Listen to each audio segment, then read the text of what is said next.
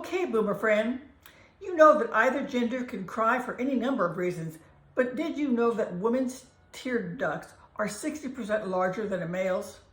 They're also narrower. Having narrower tear ducts increases the likelihood that tears will stream downward.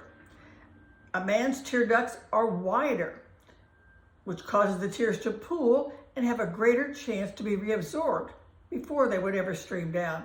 Scientists have concluded that women have evolved to cry 4 times more easily than a man. Some of that is biological, and some of it may be because society has made it much more socially acceptable for women to cry.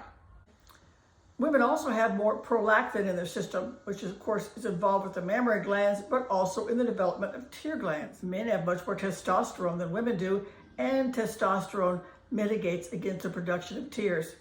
However, as a man ages, he's late 60s, 70s, 80s, and 90s, he's got far less testosterone and therefore is much more likely to cry than would a younger man. When a man hears a woman's crying, it's very hard for him to ignore it.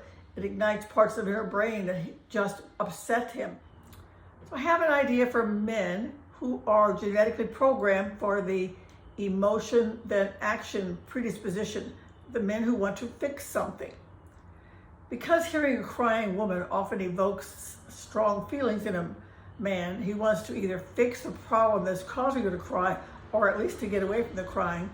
I have a hack, a solution that might assist a man to be more 21st century male in handling a woman's crying.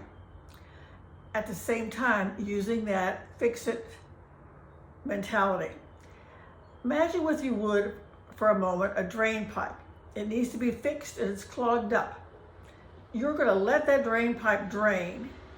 You're doing something while you're waiting for that drain to drain. You could use a similar mentality to a crying woman. She's draining out those emotions of anger, fear, anxiety, sadness. Your job is to wait for the draining to happen. And just like with a pipe, you might prod something a little bit or jiggle it a little bit. You could ask sensitive questions of the woman who's crying or encourage her that it's okay to feel your feelings. We'll figure out what to do about it later. I think that analogy could help satisfy the male need to fix it, at the same time allow him to be fully present in a more enlightened male way. I have personal experience with this. When my younger brother died, I did not cry at the funeral or feel teary at all. Several months later, I went to the funeral of someone I barely knew. And after that funeral, I found myself feeling quite distraught. And I realized it had nothing to do with the man whose funeral I had just attended. I stopped by the house of a gentleman friend of mine, and all of a sudden I broke into tears and was crying. He did nothing, he just let me cry. I was surprised too, because he was a real fix-it kind of a person. My first-hand experience then of being in the presence of somebody who just let me drain out all those tears was very positive. After I had gone through that emotion and came out the other side, I just felt relief, like a burden had been lifted from me, and I felt much more back to my baseline. He didn't say anything, really. He just sat there while I sat there and cried. And later I realized how helpful that was for me and how appreciative I was that he did not interrupt my process, because I was able to go through it and come out on the other side feeling much better. Sometimes we help each other by not doing anything at all, just being present. That's enough.